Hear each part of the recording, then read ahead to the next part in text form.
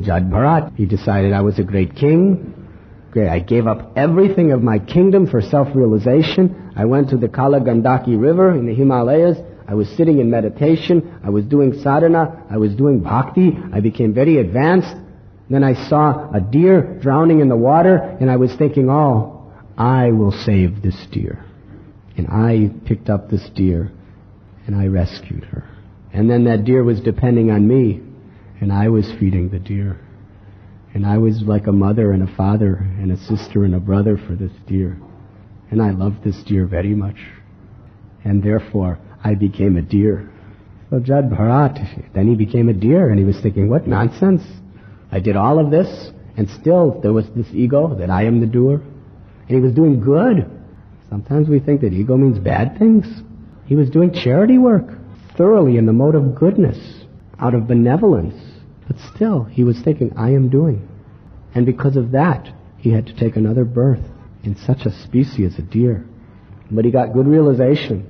He said, I can't develop God consciousness in this life, but wait till my next life.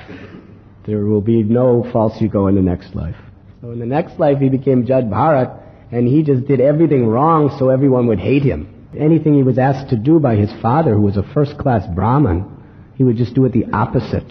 He was always dirty. Brahmins are supposed to be clean. He was filthy dirty. Not only that, but he would pass stool. He would wash his hands before passing stool. Then he would pass, and he would clean himself. Then he wouldn't wash anymore. He'd go, where's the prasad, right? People were looking at him like, this man is disgusting. We have to train him. They tried to train him. But there's nothing. He was fully conscious. He was a liberated soul. But he knew, if I do anything right, I will think I am doing nice things. So therefore, he appeared like the most useless, ridiculous, crazy fool. And everyone condemned him. His own brothers, his own father, the society around him. Everyone just thought he was crazy, and they just said nothing but terrible things about him. And he was just thinking, this is very nice. How will I ever become proud in this situation? I'm not doing anything for anyone. But in that condition, when the time came for Maharaj Rahugana, when he met this great king, he saved him. In one sense, he fell down to try to save the deer, correct? So why, in his next 2 births later, as Jada Bharath, why did he want to save the king? The difference is this. For the deer, he was trying to save his physical body. His philanthropy in relationship to the deer was on the bodily concept of life. But for the king, he wanted to liberate his soul. It wasn't mundane charity and philanthropy, because mundane charity and philanthropy is false ego in the mode of goodness.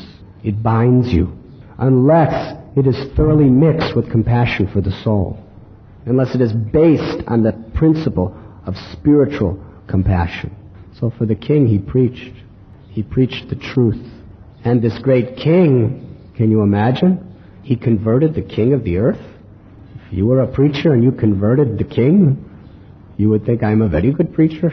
Now I will live in his palace, and now I will be the guru for the whole world. He converted the king out of pure compassion, but then afterward, he realized, I don't want to be entangled, even though I've done this nice preaching. It's not me. God has preached. I deserve no credit. I deserve no recognition. I'm going back into the forest and let everyone continue to think I'm a madman. This story is very instructive. We cannot imitate Jada Bharath, but we can understand to the extent he was trying to avoid any sense of false prestige in his life, any sense that I am the doer. That is how subtle false ego is. Even though he was on a state of bhava, as soon as he thought, I am helping someone, he fell into illusion. We are nothing. Therefore, if we have the association of Vaishnavas, if we have Gurudev's mercy, in their association we must learn that it is all their grace. It is all their greatness. It is all their power. I am nothing.